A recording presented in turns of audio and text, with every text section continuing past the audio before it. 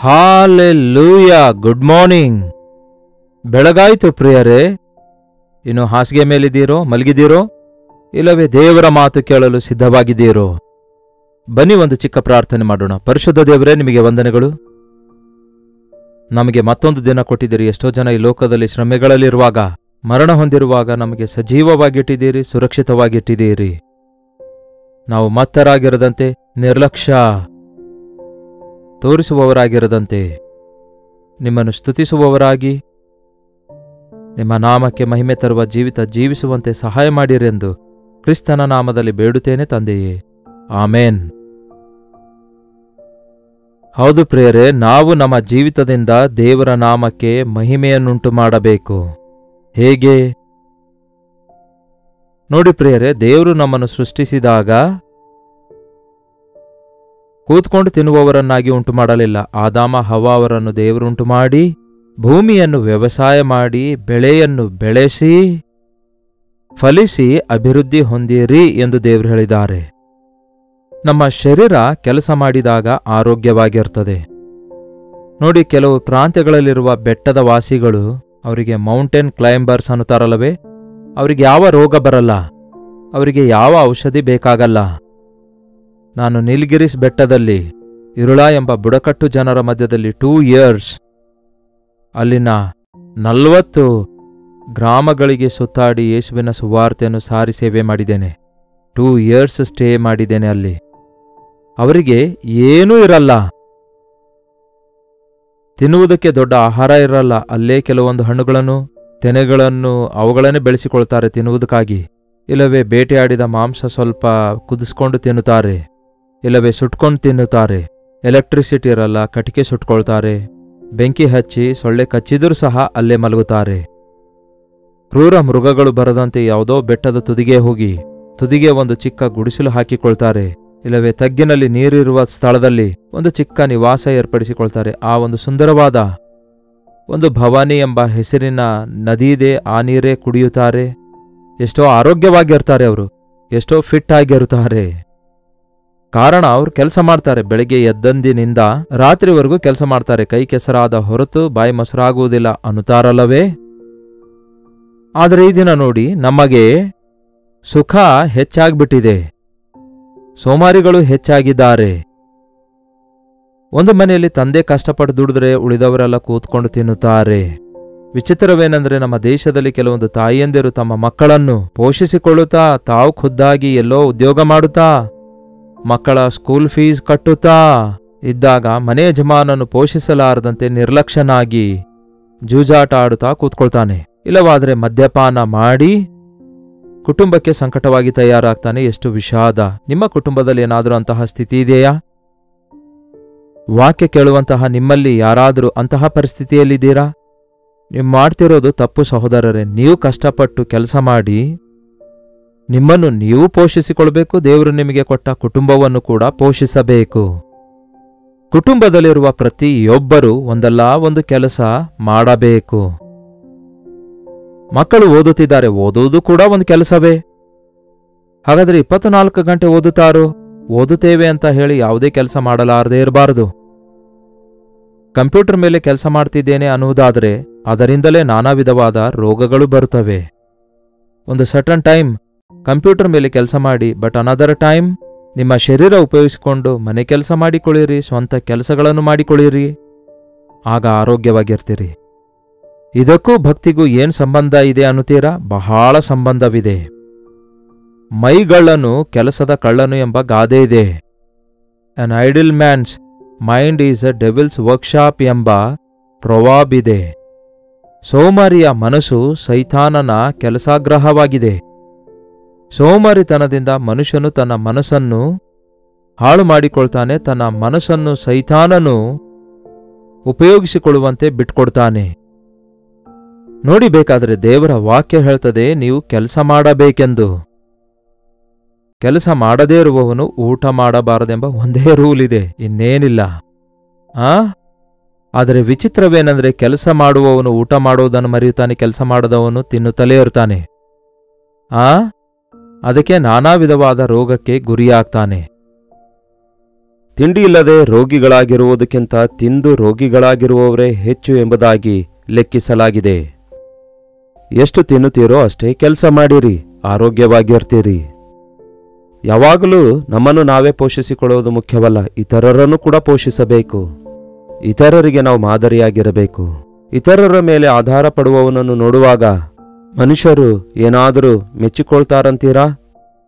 ಏನಪ್ಪ ದನದಂತೆ ಬೆಳೆದಿದ್ದಿ, ಇನ್ನು ತಂದೆ ಮೇಲೆ ಆಧಾರಗೊಳ್ಳುವಿಯಾ ಎಂದು ಹೀಗೆ ನಿರ್ಲಕ್ಷ್ಯದಿಂದ ಮಾತಾಡ್ತಾರೆ, ಅಲಕ್ಷ್ಯತನದಿಂದ ಮಾತಾಡ್ತಾರಲ್ಲವೇ?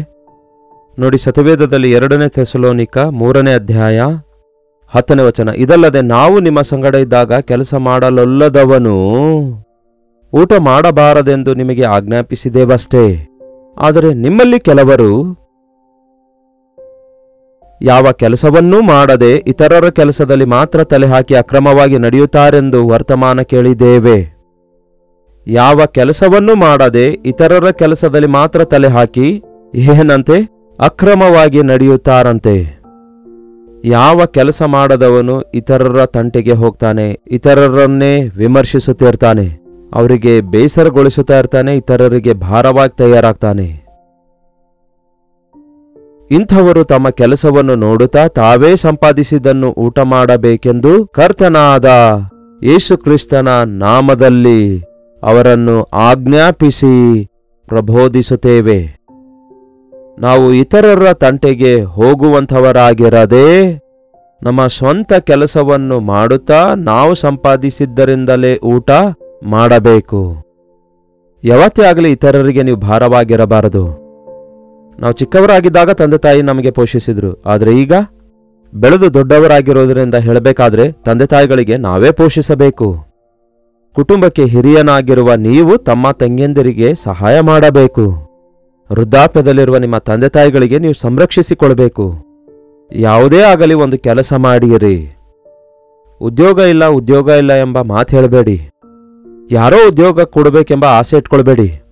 ನೋಡಿ, ಯಾವುದೇ ಕೆಲಸ ಮಾಡಿದ್ರೂ ಅದರಲ್ಲಿ ಲಾಭ ಇರುತ್ತೆ.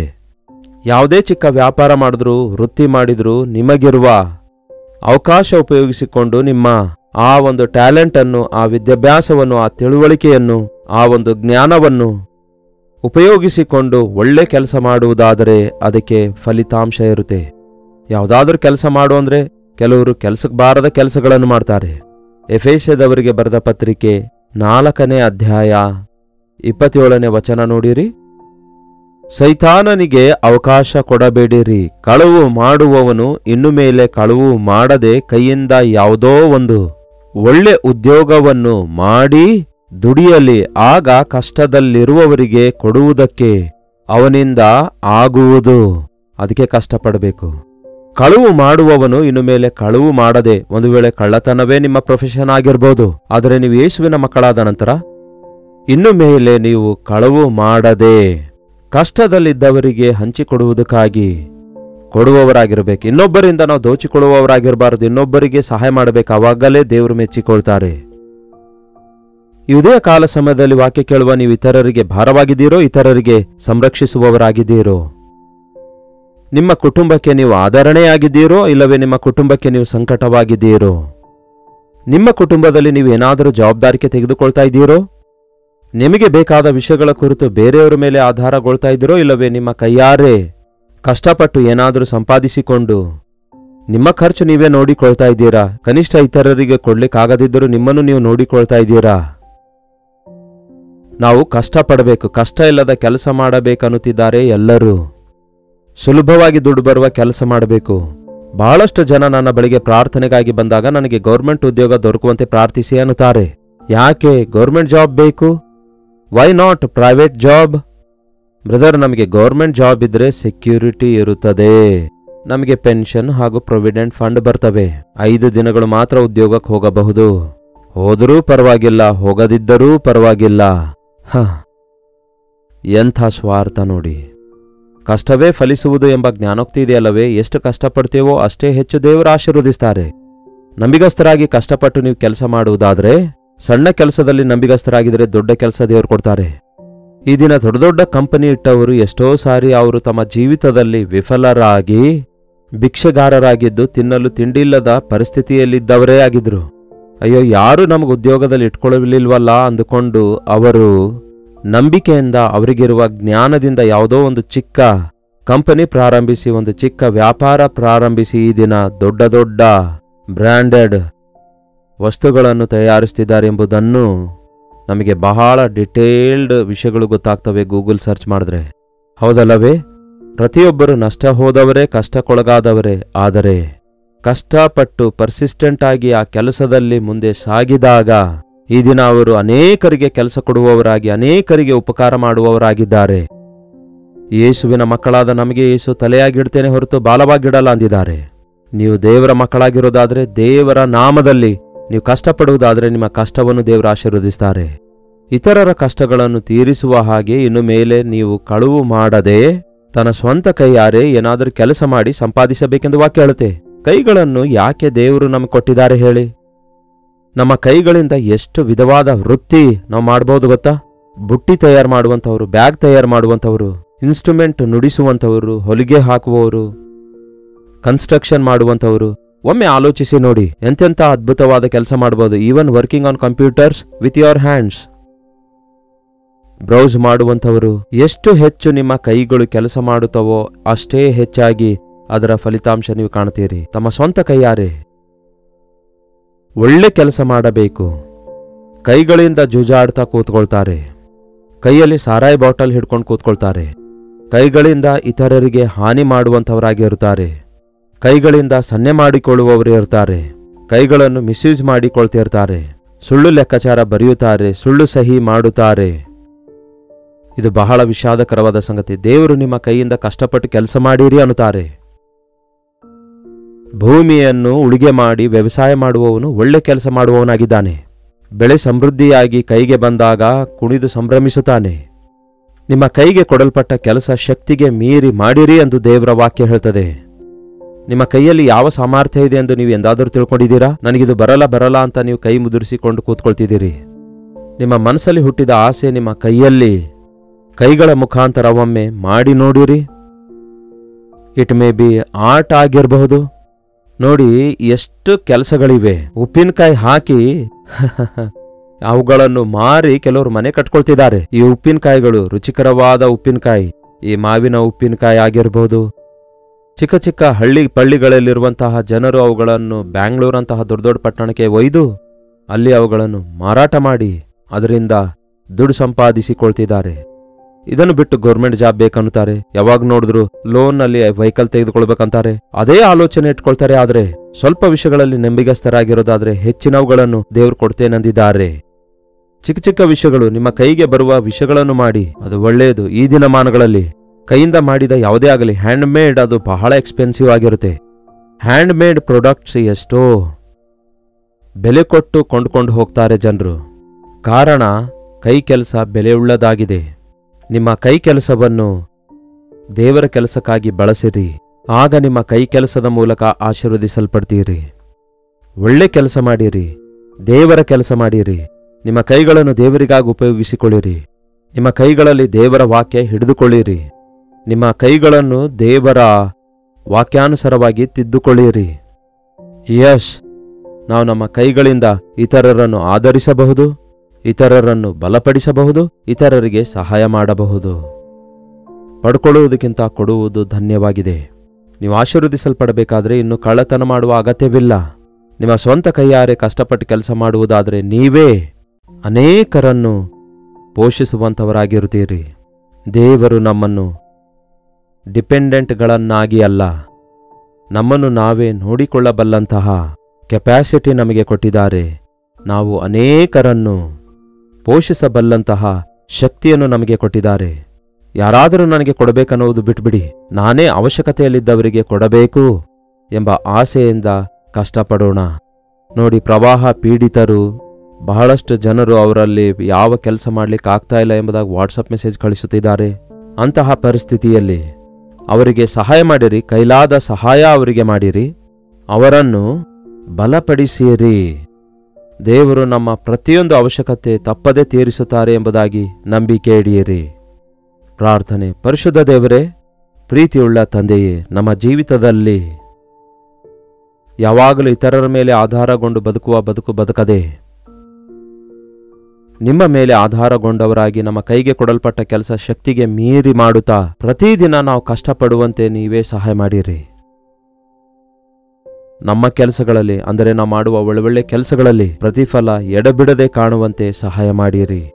ಯಾರ್ಯಾರಿಗೆ ಯಾವ ಯಾವ ಕೆಲಸ ನೀವು ಕೊಟ್ಟಿದ್ದೀರೋ, ಯಾರಲ್ಲಿ ಯಾವ ಪ್ರಾವೀಣ್ಯತೆ ನೀವು ಕೊಟ್ಟಿದ್ದೀರೋ ಅದನ್ನು ಅವರು ಅರಿತುಕೊಳ್ಳುವಂತೆ, ಅದರಿಂದ ಅವರು ನಿಮಗೆ ಮಹಿಮೆ ಪಡಿಸುವಂತೆ ನಾವು ಮಾಡುವ ಎಲ್ಲಾ ಕೆಲಸಗಳಲ್ಲಿ ನಿಮ್ಮ ಆಶೀರ್ವಾದ ದಯಪಾಲಿಸಿರೆಂದು ನಮ್ಮ ಬದುಕಿನಲ್ಲಿ ನಾವು ಫಲಿಸಿ ಅಭಿವೃದ್ಧಿ ಹೊಂದುವ ಹಾಗೆ, ಒಂದು ಮರ ಯಾವ ರೀತಿ ಫಲ ಕೊಟ್ಟು ಎಷ್ಟೋ ಜನರಿಗೆ ಹೇಗೆ ಆಶೀರ್ವಾದಕರವಾಗಿರುತ್ತದೋ ನಾವು ಕೂಡ ಹಾಗೆ ನಿಮ್ಮಲ್ಲಿ ಫಲಿಸುವಂತೆ ಮಾಡಿ ಅನೇಕರಿಗೆ ಆಶೀರ್ವಾದಕರವಾಗಿರುವ ಹಾಗೆ ಸಹಾಯ ಮಾಡಿರಿ ಎಂದು ಕ್ರಿಸ್ತನ ನಾಮದಲ್ಲಿ ಬೇಡುತ್ತೇನೆ ತಂದೆಯೇ, ಆಮೇನ್. ನಮ್ಮ ತಂದೆಯಾದ ದೇವರ ಪ್ರೀತಿಯು, ಮಗನಾಗಿರುವ ಕ್ರಿಸ್ತನ ಕೃಪೆಯು, ಆದರಣೆಕರ್ತನಾದ ಪವಿತ್ರಾತ್ಮನ ಸಹವಾಸವು ಕೂಡಿ ಬಂದಿರುವ ನಮ್ಮೆಲ್ಲರ ಸಂಗಡ ಇಂದಿಗೂ ಸದಾಕಾಲಕ್ಕೂ ನೆಲೆಯಾಗಿರಲಿ. ಆಮೇನ್. ದೇವರಿಗೆ ಸ್ತೋತ್ರ. ನಿಮ್ಮ ಪ್ರಾರ್ಥನಾ ಮನವಿ 8939731313 ನಂಬರ್ಗೆ ನೀವು ಇತರ ದೇಶದಿಂದಲೂ ಸಹ ವೀಕ್ಷಿಸುವುದಾದರೆ ಕೊಡಲ್ಪಟ್ಟ ಇದೇ ನಂಬರ್ಗೆ ಕಳಿಸಿಕೊಡ್ತಾ ಇರಿ. ನಿಮಗೋಸ್ಕರ ಪ್ರಾರ್ಥಿಸ್ತಿದ್ದೇವೆ. ದೇವರು ನಿಮಗೆ ಅದ್ಭುತವಾದ ಉತ್ತರ ಕೊಡ್ತಾರೆ.